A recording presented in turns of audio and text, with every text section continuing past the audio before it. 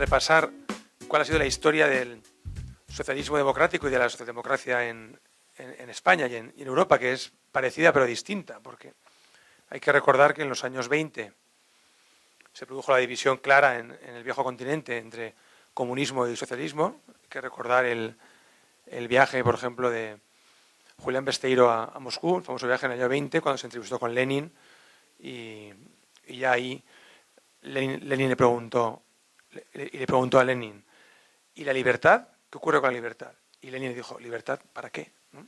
Y eso fue lo que marcó la Segunda Internacional y la ruptura con la Tercera Internacional, que fue la comunista, que ha marcado mucho luego la historia europea. También unos partidos como el mío, que en los años 70 abandonaron en masa el marxismo, con Felipe González al frente, François Mitterrand y otros, y también que son corresponsables, en cierta medida, somos, porque yo ya militaba, de las consecuencias de la crisis económica actual, porque al final de los 90 y principio del siglo actual fuimos como partidos muy tolerantes y muy laxos frente a la corriente ideológica neoliberal, que nos hizo vigilar poco las consecuencias de la desregulación, del auge de los mercados financieros, y que en España explican buena parte de la crisis y buena parte de lo que está ocurriendo ahora. Sin embargo, en América Latina y en el Cono Sur, sobre todo en América Latina, como retos para la izquierda, desde mi perspectiva, se está librando una batalla o una discusión ideológica muy importante, que lo decía Luis. Por un lado, entre el socialismo democrático heredero de la tradición ilustrada, el que apuesta por la libertad, la igualdad y la fraternidad, la igualdad entendida como alma del socialismo, la libertad entendida como libertad efectiva, libertad real, porque sin igualdad no se puede ejercer de facto la libertad, por lo cual ambas cuestiones siempre van muy vinculadas en nuestro ideario, y la fraternidad como idea de ciudadanía. Y ese es el socialismo del Partido Socialista Argentina, de Chile, de Uruguay, Paraguay también, pero lo conozco menos, y es el socialismo democrático que está confrontando con la izquierda populista.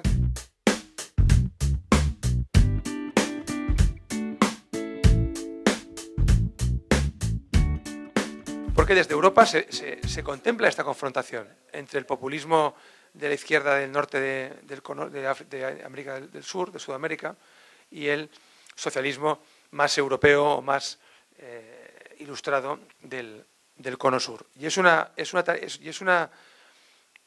dialéctica muy interesante, porque vivimos una etapa en la cual el viejo paradigma europeo, el proselitismo europeo, el que exportaba nuestro modelo de Estado social y derecho de democracia al resto del mundo como único camino para el desarrollo y el único camino para la prosperidad, cuenta con un rival fortísimo, como es la inquietante presencia de China. China, en los últimos 20 años, ha sacado a más gente de la pobreza que todas las democracias sociales de mercado juntas en un siglo. Y lo está haciendo sin derechos, sin libertades, sin preocupación por la igualdad, sin sindicatos, sin negociación colectiva, sin derechos humanos, de manera opaca y tenebrosa. Y sin embargo es un modelo que cuenta con cada vez más aliados y más imitadores. Algunos pueden estar en América Latina, desde luego hay muchos en países asiáticos y en África. Y por eso esa confrontación entre esos dos tipos de izquierda, la izquierda heredera de la Ilustración francesa, pero que en su cuna en Europa es perdedora, estamos perdiendo por muchos errores y que estamos ahora comenzando a salir del bache, y que es la izquierda de esta parte de América, y frente a la izquierda populista, la izquierda que no cree en la separación de poderes, la izquierda que no cree en la sostenibilidad ni en el medio ambiente, que es la izquierda que cree que el reparto de la riqueza sin más justifica ideológicamente sus acciones, sin creer en un modelo de sociedad sostenible, segura, estable, cohesionada y con capacidad de crear un proyecto de futuro. ¿Cuáles son los dos retos que creo yo principales para la izquierda? Y ahora sí ya no solamente en el Cono Sur, América Latina y en Europa, sino en el mundo.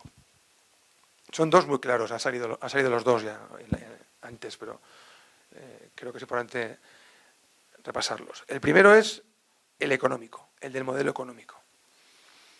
La izquierda pierde elecciones porque no transmite con aplomo y seguridad un modelo económico, un proyecto económico que genere confianza. Eso pasa en Europa, eso nos pasa. Para combatir esta idea tenemos que lograr dos objetivos. El primero es que los socialistas y los socialistas de la misma familia política afinemos más el discurso único. Porque, al contrario de lo que le pasa a la derecha, cuando un gobierno de derechas se estrella, como decimos en España, pues no afecta demasiado a las expectativas electorales del vecino de derechas. Sin embargo, cuando Hollande en Francia lo hace mal, o cuando Bachelet, por ejemplo, si tiene problemas, eso nos afecta a los socialistas españoles, o afecta a los italianos, o afecta a los laboristas ingleses, porque somos mucho más sensibles y estamos unidos por un tipo de conexiones sensibles muy distintas. De manera que tenemos que cuidar y medir y diseñar mucho mejor nuestro discurso económico único, porque los conservadores, los neoliberales, la derecha, lo tienen mucho más armonizado de manera espontánea y de manera natural.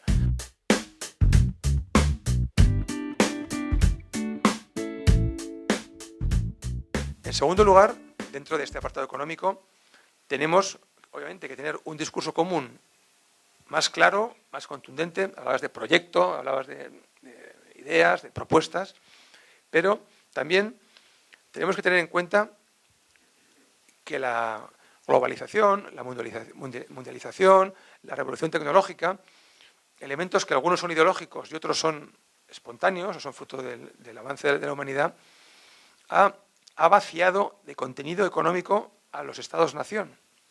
De manera que nos cuesta muchísimo más desde países pequeños o medianos, como somos los nuestros, pequeños y medianos, nos cuesta mucho más poner en marcha políticas económicas progresistas cuando llegamos al poder, porque uno solo no puede.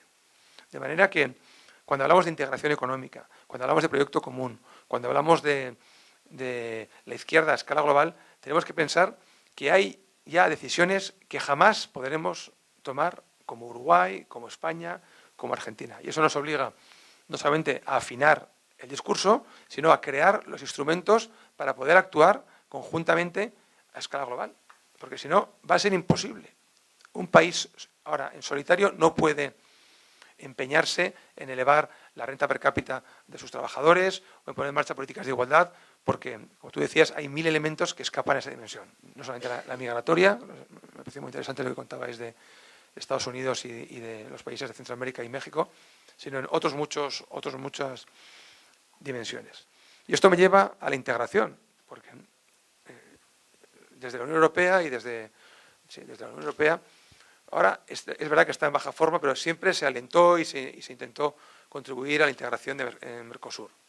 Pero claro, en Europa estamos sufriendo ahora las consecuencias de una integración económica imperfecta. Hemos creado una moneda única, el euro, que carece de instrumentos de gestión comunes capaces de combatir la crisis con solvencia, con efectos. Y es la gran diferencia que existe entre la salida de la crisis en Europa y la salida de la crisis en los Estados Unidos. Hemos logrado en 10 años contemplar a los Estados Unidos, al menos desde Europa, como los paladines del progresismo, porque por lo menos tienen un banco central, la Fed, la Reserva Federal, que baja los tipos de interés. Es que en Europa tenemos unas instituciones comunes creadas en el ámbito comunitario que no se interesan por la creación de empleo y que están gobernadas por unos principios que nada tienen que ver con los valores o con las emergencias que unos países tenemos en relación a otros. De manera que tenemos que, primero, tener un discurso económico común y segundo, trabajar mucho más para crear instrumentos y vías globales o supranacionales o en los ámbitos de la integración para poder gobernar la economía de manera progresista, porque si no va a ser muy difícil que nuestros principios se pongan en marcha y salgan adelante. Y el segundo elemento, que creo que es fundamental para la izquierda contemporánea, es la idea de ejemplaridad. Ejemplaridad que tiene que ver con la corrupción, tiene que ver con la transparencia, tiene que ver con la reforma institucional, tiene que ver con la mejora democrática permanente, con la apertura, decís, de los partidos a la participación, con las primarias, con la limitación de mandatos, con todas estas cosas que nos hacen diferentes a la derecha. Porque la derecha, esto en España lo hemos también comprobado, cuando existen casos de corrupción gravísimos en la izquierda, en mi partido o en ámbitos de la izquierda, nosotros nos hundimos no por años, por décadas.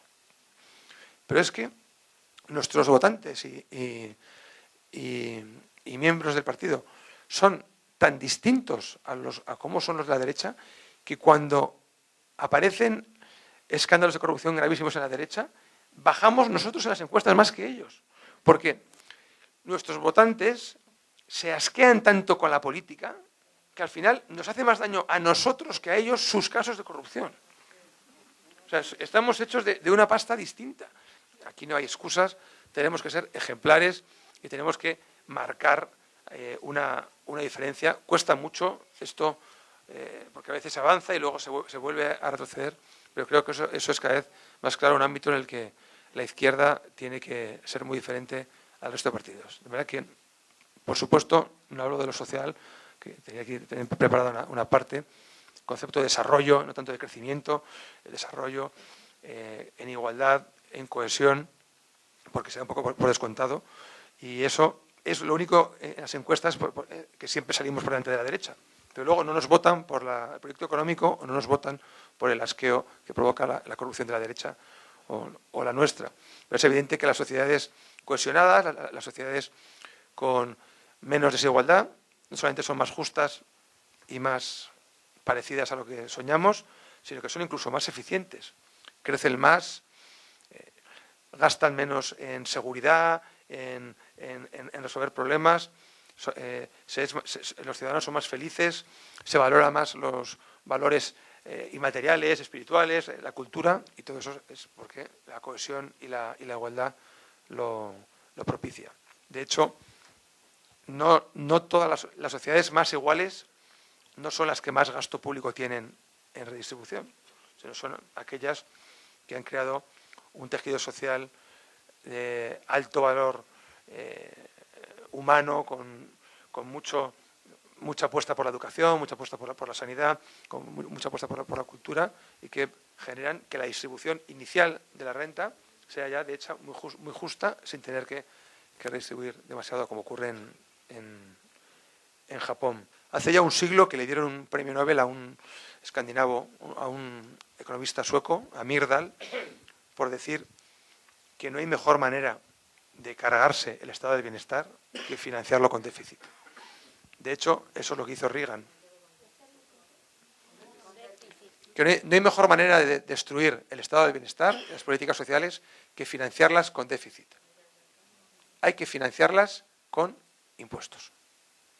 Entonces, lo que no se puede ser, y en España pecamos mucho de esto, es ser campeones, por ejemplo, como queremos ser en políticas de bienestar y competir con los daneses, y luego ser los reyes del escaqueo fiscal y de la economía sumergida y de la doble moral. Eso no puede ser.